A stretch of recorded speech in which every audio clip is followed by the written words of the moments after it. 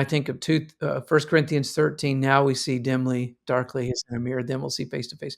So throughout my whole life, until I see God face to face, my vision is limited. It's not that I don't have vision or don't have faith or it's not real. No, it is. And yet I recognize with humility, a term in epistemology, fallibilism. So the very founder of this movement I just referred to, called receptive ecumenism, his own epistemology, Paul Murray, stressed this dimension of fallibilism, that we humans are fallible. I don't have a God's eye view. Yes, God is self-revealed in Jesus Christ, but that doesn't mean now I am God and know all things about all people, places, traditions, history, faith, etc. And that keeps us open and humble and learning, even from those who may be different from us, who are Jesus followers.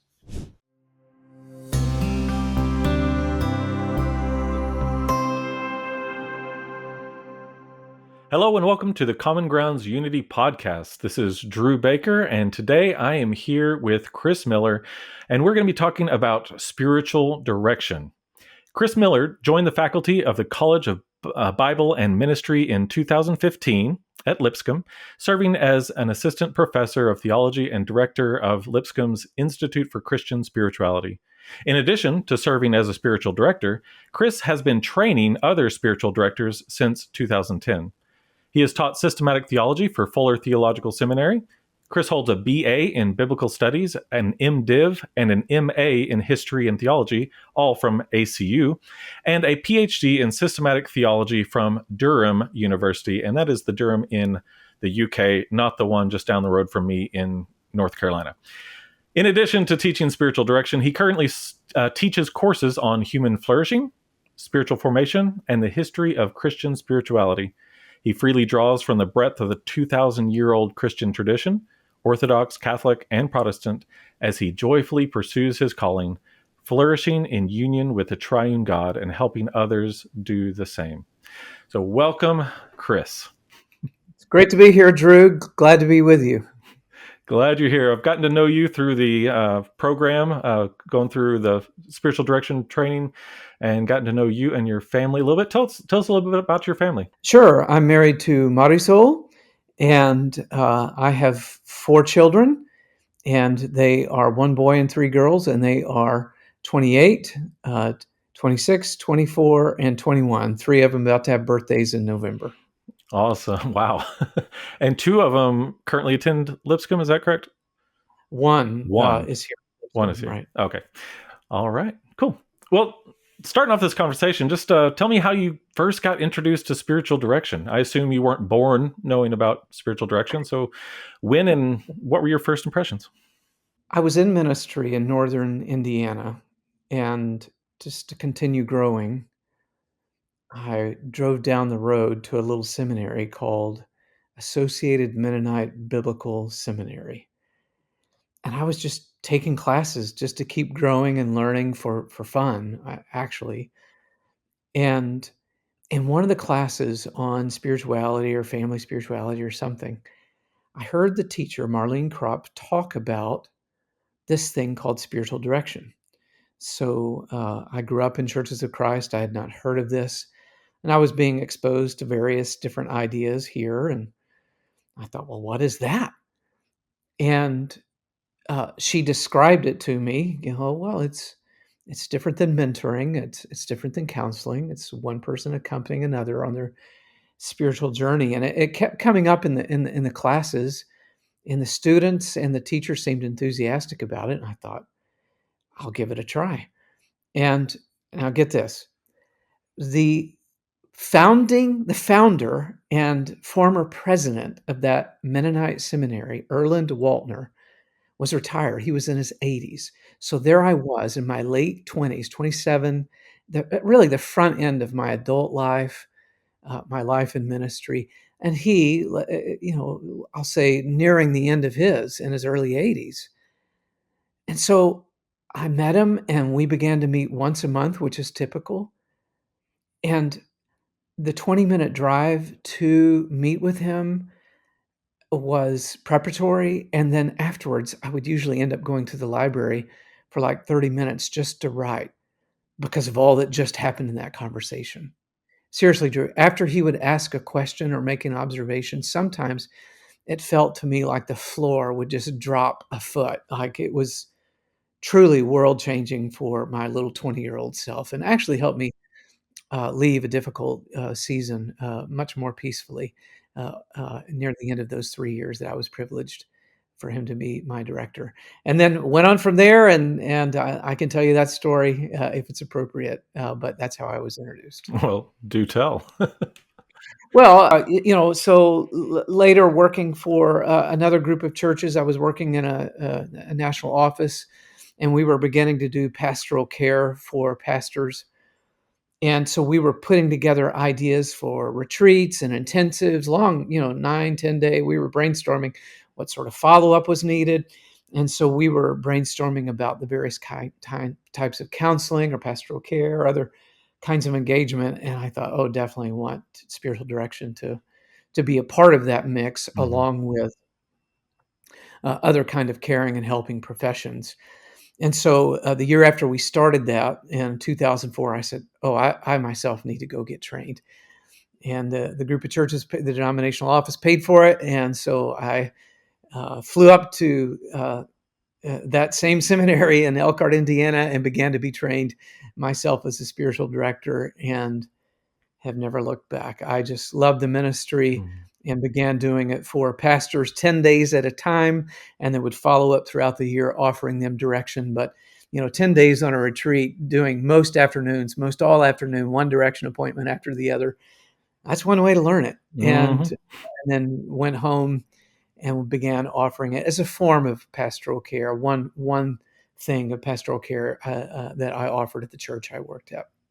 Yeah, so you've mentioned a couple varieties of pastoral care. There's pastoral counseling. Then you've got the licensed counseling, marriage and family therapy. Got life coaches. How is spiritual direction different from those things? Yeah, great question to ask. So, two words for me really capture what spiritual direction is. Just if I'm trying to say it short, one is co-discernment.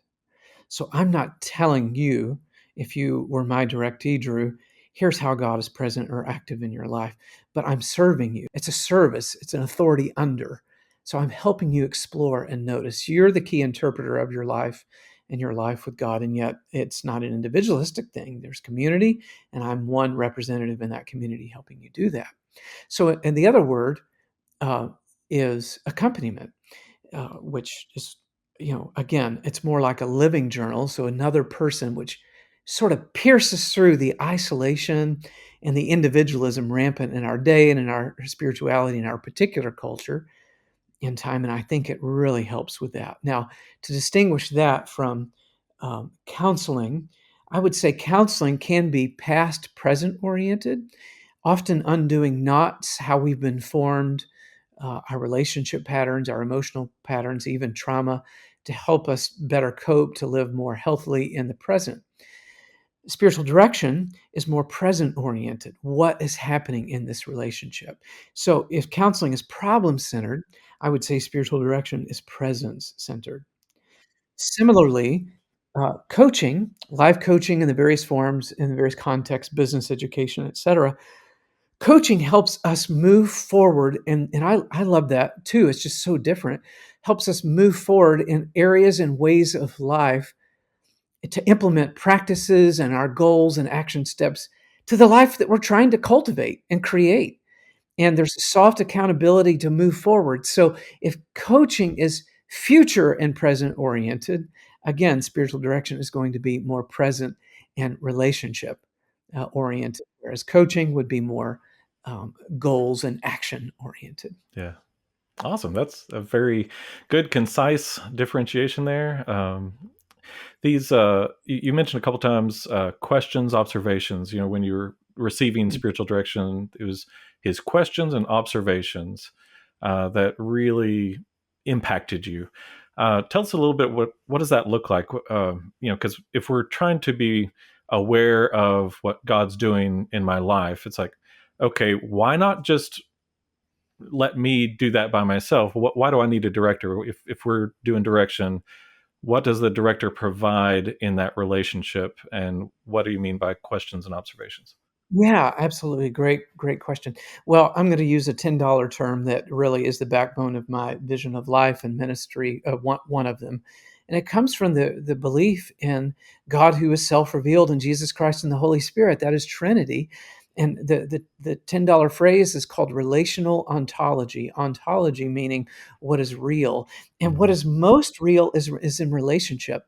So is relationships. So from the moment I am born into relationship, or Mhm. even conceived for that matter, and all the way into eternity. So from the smallest particles, the quarks that spin in relationship to the largest galaxies, every human, every object, every dimension of reality is relational. And those relationships, strangely, truly, mysteriously, are as real and as powerful as the objects or humans that are in those relationships. So, learning to pay attention to the power of those relationships, it's how we live, move, and have our being. We are in relationship with God. So learning to pay attention to that, engage that. That's why I'll tell students and my friend and colleague and who retired recently, Dr. John Mark Hicks, taught me well when he said, you know, I don't have much confidence in me and God changing, just me and God. And I absolutely agree in my years of pastoral care and in my own life, because that's not how we're designed. I have a ton of confidence about God and me and a few other people because as soon as I'm honest out loud, as soon as I articulate my heart and watch this in relationship, then I got a load of confidence about things actually changing and moving. It's why counseling works. It's why coaching works. And hence why spiritual direction is a good pastoral ministry. I just gave you ecclesiology 101. It's like, why the church? Why not just us all follow Jesus on our own and not bother with the messiness of church? But this is how life is, how we are formed from love, in love, and to love, the triune God, we are formed and called. And I see spiritual direction as one way of helping tease that out, help us notice that. And questions and observations to me are like the scalpels, the tools, the garden tools of spiritual direction. They're the pastoral means to help us really observe and notice and dig into our experiences of God, or even our beliefs about God, or our responses to God, which honestly, if we don't stop and notice and articulate to another human, we will often run right by them and not notice. Other practices like journaling or silence, silent retreats, solitude can help turn up the volume on our internal life, what's going on. Well, spiritual direction is another practice, a relational, but a practice with another relation with another human. And those questions and those observations really tease out and pull out of us. As one author puts it, helps us put our soul into speech. Mm. Oh, I love that. Put your soul into speech. We in one of our classes in the past year, we talked about different metaphors used for spiritual direction, and one of them, and I can't remember if this was from a book or one of the other classmates, but it's like we go through life as like we're running through a forest, and a spiritual director helps you notice a particular tree, and Mm, that just reminded me of taking walks with my son Jude. And when he was real little, we'd be mm. walking along, and I'd be more like, "All right, we got this far to go, and this is the way to." And he would just stop, and he'd look down, and he'd find some tiny little rock that is just fascinating. And it's a totally different experience when you have somebody with you saying, "Ooh, look at that," and pointing things out. And I've had that experience in spiritual direction as well, when people notice things that I'm like, "Oh, ooh, that you're right. I don't know why I act that way, behave that way, or think that way," and that's gonna make me need to do some work and really get to the bottom of this. So, yeah. Exactly. And a story, a quick one. I just, a student in another class, in a spiritual formation class, where I invite them into various spiritual practices. And one is, hey, try out spiritual direction 3 or 4 times in this semester. He spoke about, as I was saying it aloud, and this is a common experience, it's Hmm. just fresh on my memory. Um, he said, as I was saying it aloud, the spiritual director paused, something about in his relationship with God, and he said, "Tell me about the image of God behind that behavior." And he said, I just melted in my seat and realized I don't really believe that about God. Why is it that I'm responding to God in that way? Mhm. But, sometimes our hearts, our bodies believe certain things, and a person will just gently, and there's an example of a good direction question. Tell me about the image of God behind that behavior or behind that thought or that statement, where you begin to explore and turn over the rock or the tree right in front of you, and you go, well, what do you know? Looky there. Yeah. Well, yeah, we have so many beliefs about God, and that's you have experience with spiritual, I know, with systematic theology, and that's something that I think relates. Is a lot of times we have beliefs that don't actually fit with other beliefs we have about God, and it just helps us to really think. Now, is that really who I believe God to be? Does that really fit with what's revealed in Scripture and through my experience and through Christian tradition? And, but yeah, spiritual director can help us. Like, wait, why do I act as though God is this way towards me when I know He's so much better than that and so much more You beautiful? know, Drew, if you think of your favorite metaphor, let me throw one other in that I think will help shape our thought and imagination beyond just sort of dictionary definitions of what direction is. Having a passenger, a co-passenger in your car with you, you're driving your car alive. And do you know how helpful it is? Well, when we want it, Yeah. to that's a key part. To have someone to help you navigate or to notice landmarks around you and to even have perhaps a map pulled out, and beyond just Siri telling you when to turn right or left. Uh, it is so helpful to have someone co discern or accompany you to notice what's going on around you and your responses. I find that very valuable. Yeah, I definitely see the value in that metaphor, but I'm just thinking my daughter is she's got her permit, and she has become very observant about things that I do when I'm driving that may not be strictly encouraged by the Department of Transportation, but she Right, notices, and right, exactly. that's less pleasant. But yeah, I've had other experiences where, like, you're supposed to turn right here. Oh yeah, or yeah, that's it's a helpful metaphor.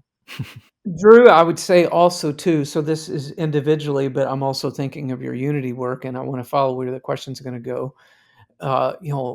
So I teach a Doctor of Ministry course called Spiritual Companionship at Lipscomb, and I'm actually with those students this weekend and teaching it next spring again.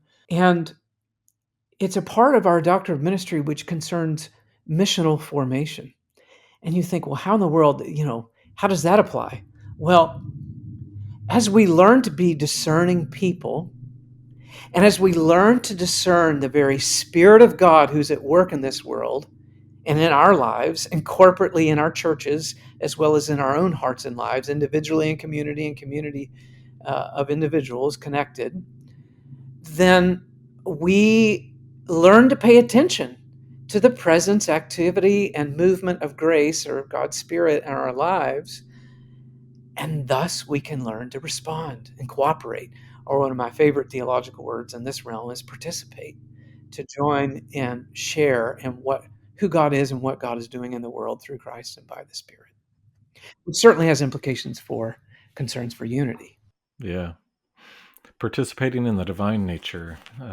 So yeah, you mentioned how in spiritual direction you're paying attention to the movement of the spirit. You're really just trying to observe what God is doing and how to participate in that. Tell us a little bit about this. There's a lot of times some confusion around the term spiritual director. What's that confusion about? Right. So it's been called different things, and I've stuck with the term just because it's got history and various books and articles still call it that. Some groups have called it soul friend. Our Doctor of Ministry class here at Lipscomb calls it spiritual companionship, which has some history, which sort of pushes against this hierarchical, authoritarian, implicit view that might be embedded in that term, spiritual direction. But as you dig in and you find out the practice, the experience of it, the literature, as I briefly mentioned earlier, it's not authority over.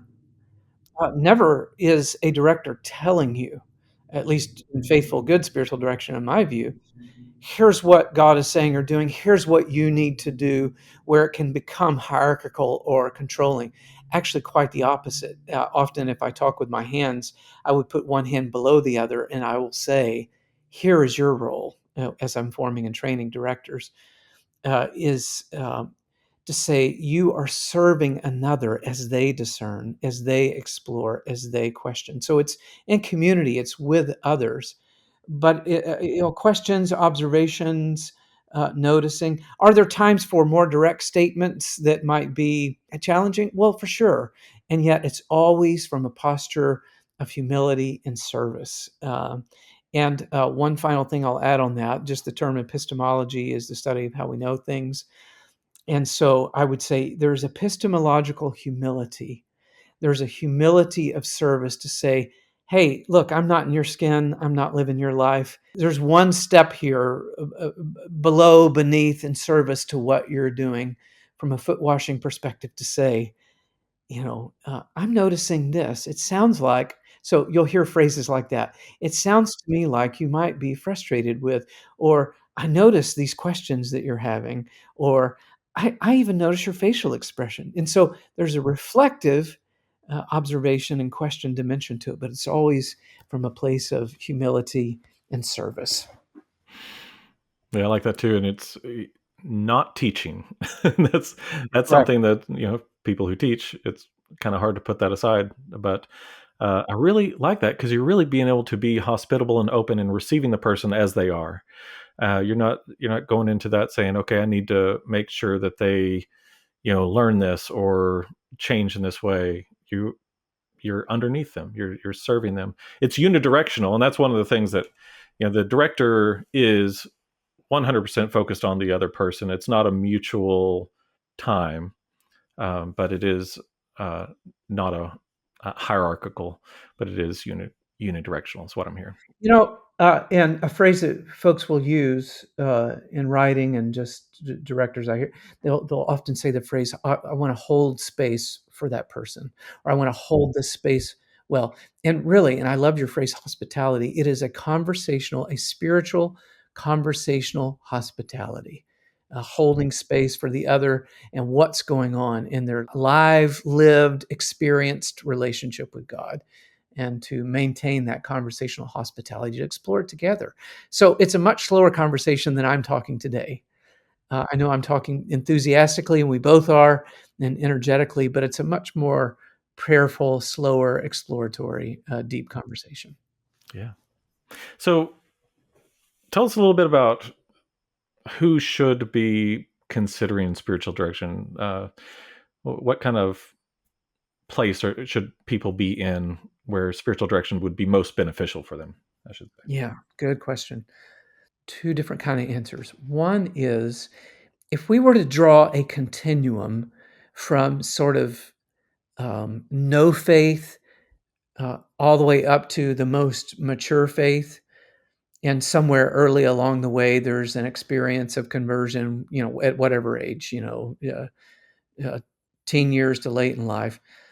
And so conversion, and then there's sort of basic like formation in the faith, basic discipleship. What are some of the basic biblical truths and of Christian faith? What are some of the basics of following Jesus? I would say spiritual direction is not ideal for that moment in time because the needs in that time really are teaching and getting grounded. But I would say the rest of your life after that, because you're exploring not ideas. And here's the thing, in conservative traditions where we take the Bible quite seriously in our spirituality, one of the temptations or the missteps that we can fall into is thinking that knowing the Bible equals relationship with God, Yeah. or spirituality equals just knowing biblical facts. Hmm. And yet, one of my favorite verses along this line is John 5:39 and 40, where Jesus criticizes the Pharisees and he says, "Hey, you diligently study the scriptures because you think that by them you have eternal life. But these scriptures are talking about me, yet you refuse to come to me to have life." In other words, the scriptures are witnessing to this lived reality, this lived relationship with Christ, with the Trinity. And the scriptures, when they do their job well, the inspired scriptures is pointing us and helping us hear and live in this actual experienced live relationship. So, uh, who or when, as we go about exploring in our life, when we hit hard times, when we hit trials, when we begin to feel like we're burning out, or watch this, when some of our images of God or views of God or spirituality, and we actually can sometimes even feel like we're going agnostic or even atheist, saying, I'm just not believing this or that, and we feel like our spirituality is crashing, that's a great time too, because Yeah. uh, like an old wineskin, sometimes we outgrow previous views of God or ourselves or our lives. So if you're noticing some significant shifts, the tectonic plates in your life are sort of moving underneath you. And here's a good sensor. If you're sensing movement in your image of God or image of yourself or life itself, then that can be a good time to explore. But it doesn't necessarily need to be a crisis time or a sort of a earth moving, earth shattering kind of moment. It's just for ongoing growth and noticing and enjoyment of the relationship. Now, one last thing I'll say on that direction is actually, I think it kind of works well, and the church is yet to tap. Some have the power of this for those who think they have no faith or have no explicit faith in Christ or even have other kinds of faith, because I find even with deeper conversations I'm privileged to get involved in with those in that perspective, it becomes a beautiful way to help them explore and notice and even pay attention to their what's going on, because I believe God has a relationship with them, drawing them to himself and even helping them notice those experiences and wonderings and questions and frustrations. So yeah, I think it can be a great ministry, sort of missionally, not just for Christian as well, that invites people into that hospitable space and conversation, but mostly maturing followers of Jesus, maturing Christians looking to grow, whether in crisis or not. Yeah, you don't have to be a giant of faith, but to have already been prepared to know what kind of God we're expecting to encounter. So yeah, it's important. And this is explicitly Christian spiritual direction. One thing I've discovered talking about spiritual direction to other people, if they're not Christians, they think it's some kind of witchcraft or some kind of like, what are you talking about? Like, no, this is explicitly Christian. We are trying to connect with the triune God that is revealed through Scripture, and that's our guiding relationship. So I've had a couple of students along the way from more conservative backgrounds, and they come in and say, like, what's this witchcraft? And yeah, they were teasing, of course, but yet it was still coming from a place of concern, just not yeah, knowing what it is. And one framework, if you look into the history of it, it really is just a focused type of pastoral care. yeah. You can look at the questions of Jesus and his responses, and it really fits that kind of paradigm. And you've got letter writing and focused kinds of pastoral conversations throughout the 2,000 years of Christian history. Mhm. So yeah, I like to call it a focused kind of pastoral care. Yeah, and it's listening. Uh, that's one thing that I've begun to grow in, is just being a better listener. And man, so many. I mean, that's one of the, I think, primary needs of our culture right now is to have somebody that really listens to them. So many people are wanting to hear their own voice and only listen so that they can figure out what they're going to say next. And but to have somebody be 100% focused on you and wanting to know what you want to say is so rare. And spiritual direction is such a gift to people who feel unheard, overlooked, ignored. Um, so yeah, Amen. And if I may turn it to you, how would you name what's been one of the primary gifts for you as you have discovered this ministry?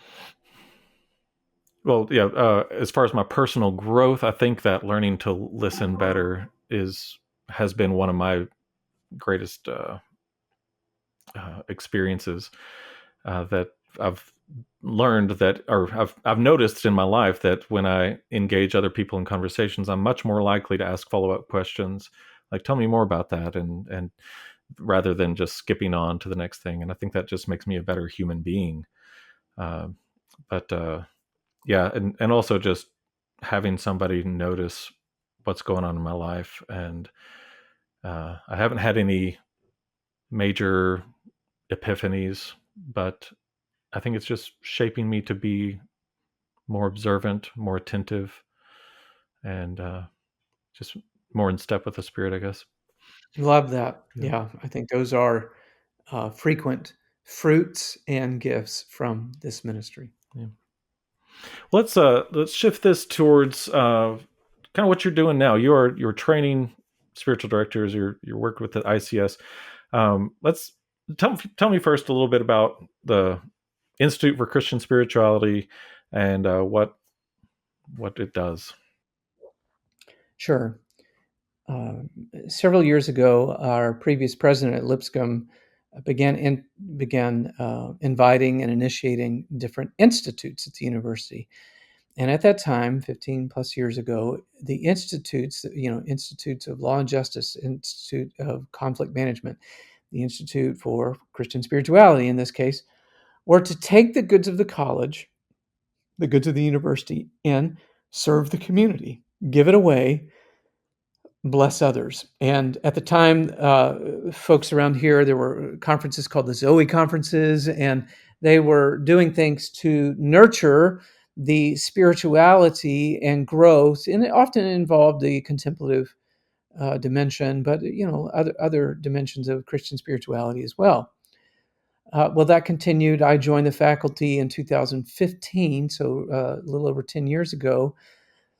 And our mission is simply that, to nurture the Christian spirituality, particularly of leaders, but all people.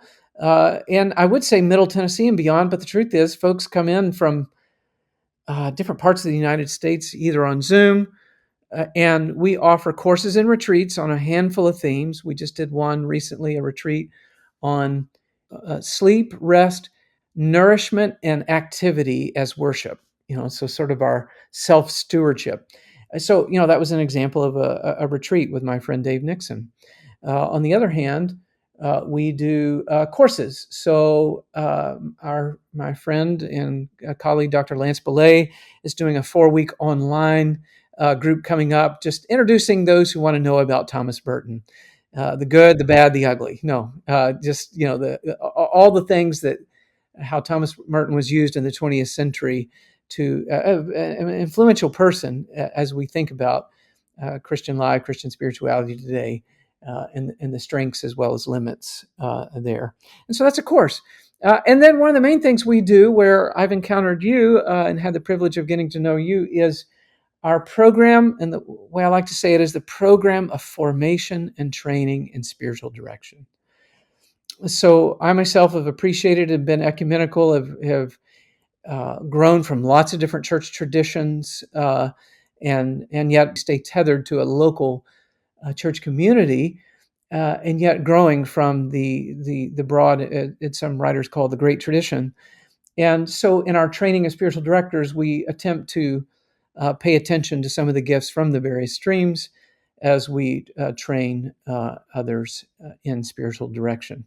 Obviously, we're a Protestant and a more conservative Protestant group, and folks come from all different kind of traditions. Of course, there is a constituency from Restoration Movement churches, and we're happy for them to be a part, for a like-mindedness and a heartedness there as they come in, and we enjoy that. And I was at a gathering for spiritual directors recently, and sitting around my table just a week or two ago, no joke, it was an Eastern Orthodox, a Roman Catholic, a Lutheran, um, uh, let's see, a Vineyard person, a Church of Christ person, and I loved it. It was great. I said, this is some rich conversation. Wow. Yeah, that's the kind of eschatological vision of everybody together sitting around a table and just paying attention to God and serving one another in love, and man, that's beautiful. Just Let thinking me put my about, finger there. Let me yeah. put my finger there because I want to tie it to what you're doing here with Common Grounds. What I found as people pay attention to their experiences of God, there's a fascination and a joy in the other, both the similarity and the dissimilarity. So the Lutheran in the room, the Eastern Orthodox in the room, it's like, oh, please tell me what that's like, right? And so doctrines become ways of exploring and understanding.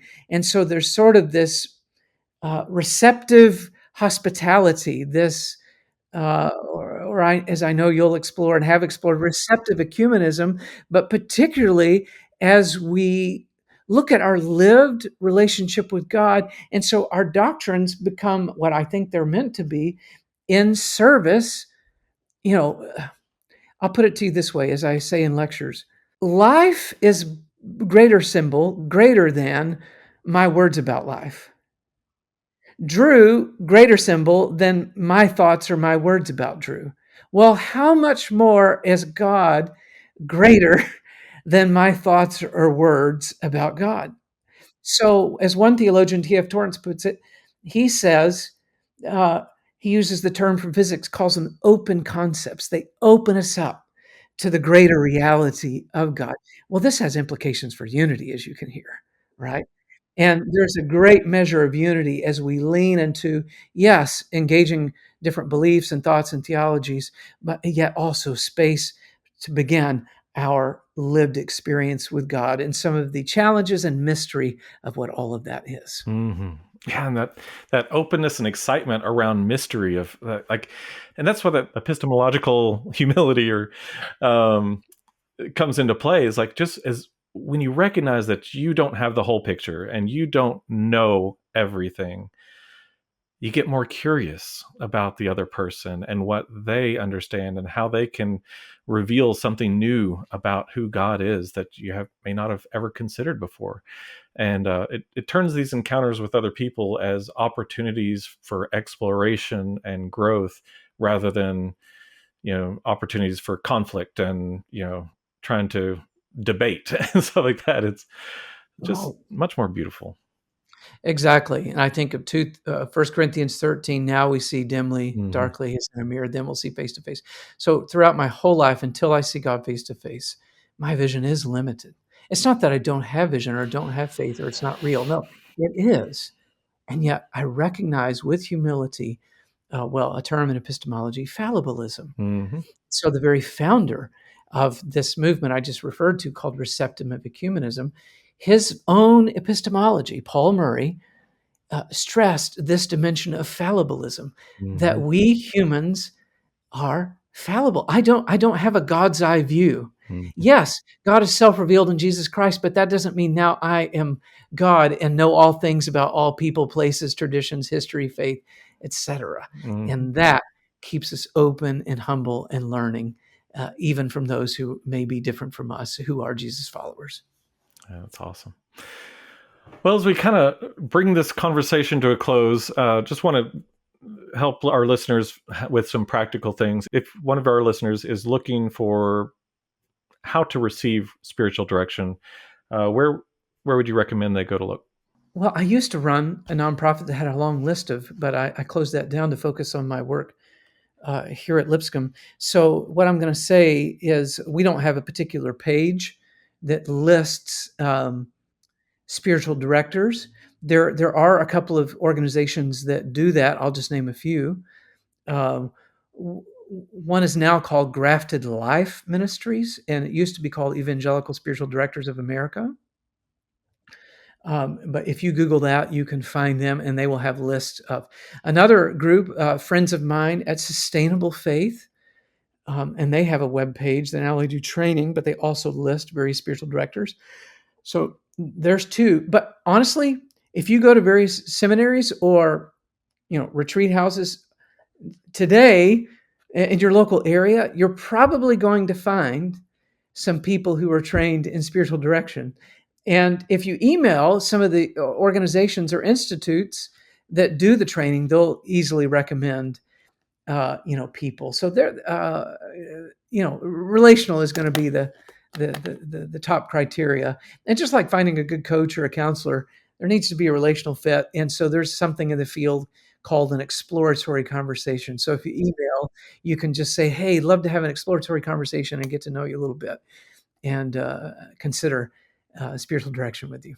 I looked on a local listing. It was the Methodist Church had a listing, and I was trying to find somebody local, and the first person I encountered through that is not a good fit, but that's okay. It's you try it out, see if that works, and then if not, then try somebody else and see if that's a good fit. But um, yeah, that director was doing a lot more teaching than what I was wanting to experience and learn from. Some traditions will emphasize the teaching element more. Yeah. Um, and I will say, I long, because one of the key questions is what is its relationship to the church? And some of the elders and ministers and pastors that have taken this, I love it because I do see it as a shepherding function. Mm-hmm. And so while there are organizations beyond the church that are supporting this right now, I think it has its roots and it's most at home as a part of the pastoral function within the church. Yeah. So there's my invitation to all pastoral people out there to learn this skill in their gift of pastoring, whether you're an elder, a minister, a pastor, a shepherd, or exercise pastoral gifts in your local. Which is a perfect segue to people who feel like this might be something they want to get trained in so that they can offer this. How would they go about that? Lipscomb.edu/ICS will take you to our training program, and there are videos and descriptions about year 1 and year 2 and what it's about. And we're not the only game in town. There are other good quality training organizations that have proliferated over the last few decades. As well, it's been around in Catholic and Orthodox circles for centuries. Protestants have woken up to it in the last 40, 50 years. More conservative Protestants in the last 15 to 20. And you can go to their websites. Because some groups and people are sort of doing their own startups that are not, connected with a long-term seminary, university, monastic community. I would say look for those that have some stable, strong Yeah. reputation that would support and enable ongoing growth and critique as a part of something. And this is all by trust. I mean, that's how Yeah. it works. It's people. So, where are the networks and the places and people and organizations that you have a measure of trust with and for? Well, thank you so much for this conversation. Any final thoughts you want to leave us with? No, just thankful for who you are, Drew, and what you do, your sensitivity to God, your leadership in this important dimension of Jesus's desire and work by the Spirit for unity, for community, as we look forward and long and have foretaste of that now. So just appreciate you and the work that you're doing here. So, thank you again for being here in this episode. Thank you to Kris Miller. Again, he is with Lipscomb at the Institute for Christian Spirituality. We at Common Grounds Unity have a vision to create and support gatherings of unity-minded Christians around the globe. We want you to imagine the good news of these gatherings that model the prayer of Jesus in our divided world. Please help us with comments and suggestions by emailing me at drew@commongroundsunity.org or john@commongroundsunity.org. If you are benefiting from this ministry, then we ask you to consider making a monthly donation to support our work, and you can do that by going to www.commongroundsunity.org /donate. Thanks so much. See you next time.